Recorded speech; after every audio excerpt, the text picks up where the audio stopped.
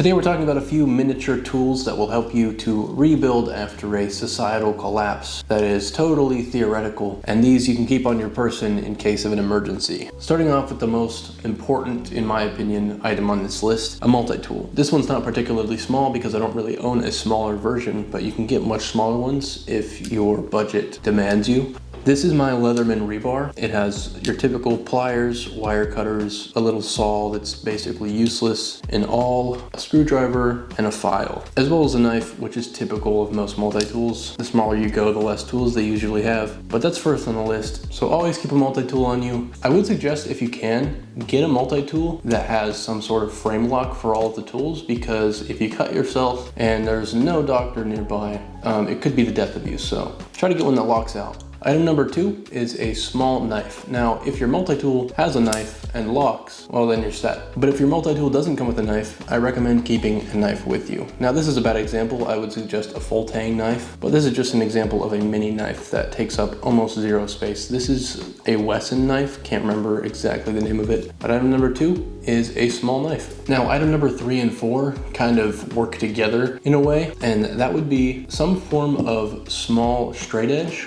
Right here, I have a little snap-on ruler. It has inches and millimeters on it, but the main reason is just to have a straight edge for construction purposes. If you're building any type of permanent structure, you're gonna want that structure to be well built and accurate. So having some form of straight edge after the world ends will be pretty handy. And along with that comes a level. This is a miniature level from Klein Tools. It's also magnetic. It is technically a stud finder, but I like it because it is very small and works just as well. And combined with your ruler, you have two very important tools when it comes to construction. Up next, a small wrench of any kind. This is just a little adjustable crescent wrench. Obviously, you cannot do large scale jobs with this. This is just for maybe small vehicle repairs, or if you're trying to get in somewhere and there's some bolts stopping you. Just something small, keep it with you, it takes up barely any room. This is something that you just simply cannot do with your bare hands. So having a small wrench is a must. Now, along the same category as a wrench, have some form of small ratchet.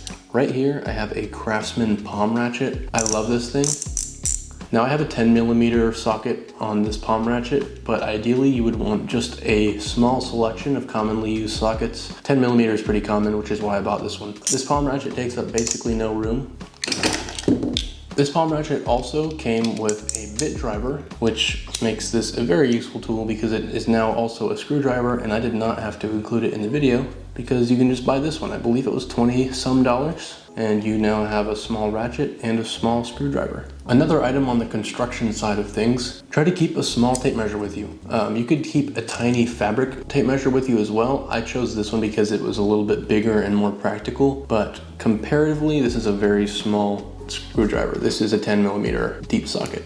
This one goes out at 6 foot, and it is from Crescent. I bought it at Rural King for like 10 bucks. But having some form of accurate measurement that can go a long ways, unlike my little snap-on ruler, is also a must for accurate construction. Last but not least, something that isn't very small but is very important, keep some form of watch on you. Now, there are much smaller watches than this. This is a G-Shock, but this one is waterproof, very durable. But having something to keep track of the date and the time is also a must. This also has multiple time zones, set alarms, a night mode as well. But this is just something that you cannot obviously make in a primitive situation, and you really want to have it on you when you need it. So some form of small timekeeping device is my last item on the list. For most people, this isn't practical, but for me, I like to keep a small pouch of little tools on me at all times, or at least really close to me in my car, something like that. I use this little pouch usually. I'll leave a link in the description for it. It's a Maxpedition pouch. These mini tools are not only going to be super helpful when you actually do need them, but just for daily common use. When someone needs to open a box or can't quite get a bottle open, if you're the person who always has something on you, they're going to look to you when times do really get tough. And I like that feeling. If you have any questions, leave them in the comments.